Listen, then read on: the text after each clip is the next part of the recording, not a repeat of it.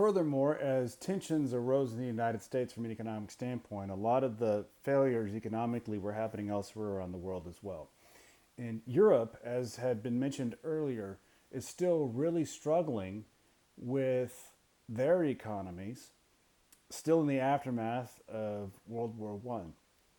And Herbert Hoover had made international rounds all throughout Latin America to try and maybe undo some of the ideology behind the Roosevelt corollary of the Monroe Doctrine, trying to give Latin American countries more leeway as they owed the United States money or anything else of the sort. We're not going to intervene militarily just because they owe us money and we need money. Otherwise, though, he's very weak in the eyes of some of these new coming political leaders all throughout Europe.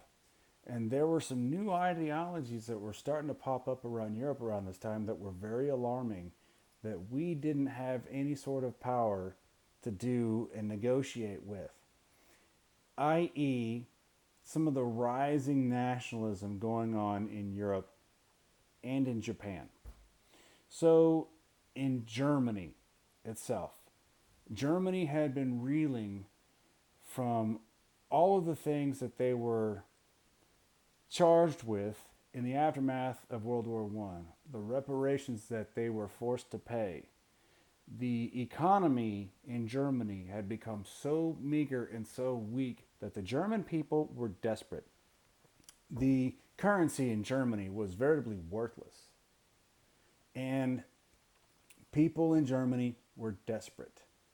And then along came, after ruinous inflation, the National Socialist Party, also known as the Nazi Party, grew in power as they began to elicit messages of broad-based German nationalism and militarism. A state-controlled government with basically a dictator as their leader. And German society appealed to this because they were so desperate. It appealed to German society. They were desperate. They needed something. Their economy was in shambles. Inflation was rampant. Their currency was worthless. You're willing to listen to any message at that point. So some firebrand leader talking about how he's going to rise Germany. We're going to perhaps take over territory and proclaim the Aryan race, German people, if you will, German white people at that, to being genetically superior. You want to propagate the Aryan race and expand territorially so as to have more people of Aryan race propagated into your territory. That was the message behind the firebrand leadership of none other than Adolf Hitler. So a few chapters ago, we talked about eugenics in the United States and how it was believed at the time that people with better genes should propagate.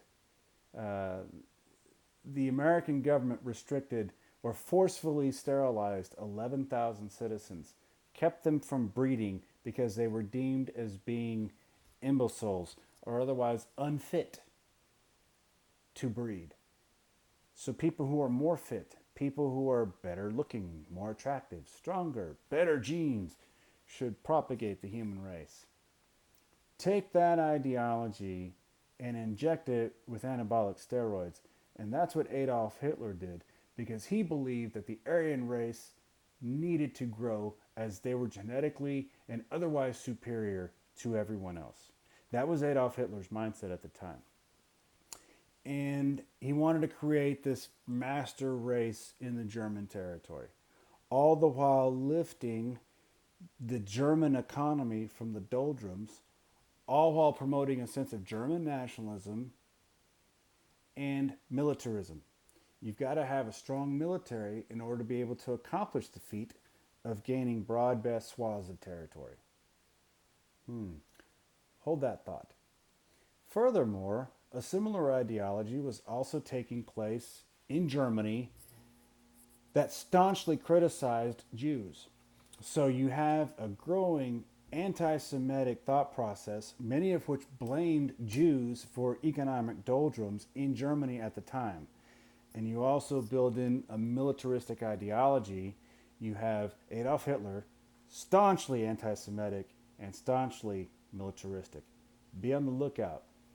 Okay, so otherwise, Germany's friend Italy was led by really Europe's first fascist government under Benito Mussolini. Gaining fascist party control, Italy became more nationalistic and more militaristic. And Adolf Hitler and Benito Mussolini would come to get to know each other to a point to where Adolf Hitler was influenced originally by Benito Mussolini until Hitler himself became more renowned on the world scale. And Germany became far more powerful than Italy. Otherwise, that was something that was growing in partnership in Europe in the decade of the 1930s as Europe struggled economically.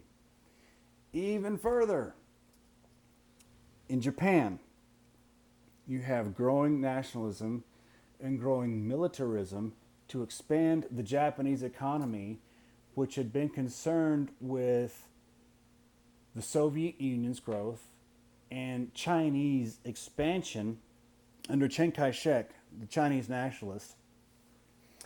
Japan had been struggling economically as a result of the world financial crisis. They believed in an idea of nationalism and militarism in combination with some old ancient Japanese beliefs to form a Japanese nationalist ideology. And it was similar to what you saw in Italy and Germany without some of the racial stuff going on. Unless you consider Japanese as being genetically superior to other Asians, of which they did. Okay? That being said, Japan was afraid of Chinese expansion. So, as Japan since 1905 had controlled various swaths of Chinese territory, Japan invades Manchuria, mainland China. And then again, other cities like Shanghai further deeper into China as well. So as to thwart Chinese and Soviet expansion, the Japanese grow more militaristic, partly because they're trying to expand economically, and another part because they believe they're genetically superior to Chinese. So you have a burgeoning ideology between Japan, Italy, and Germany, which propagates nationalism and militarism as a measure to gain territory and as a further measure to gain economic expansion.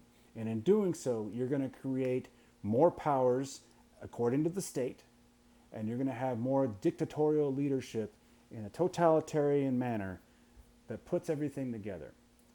Things are going to be state-run, and you're going to do things as benefiting the state.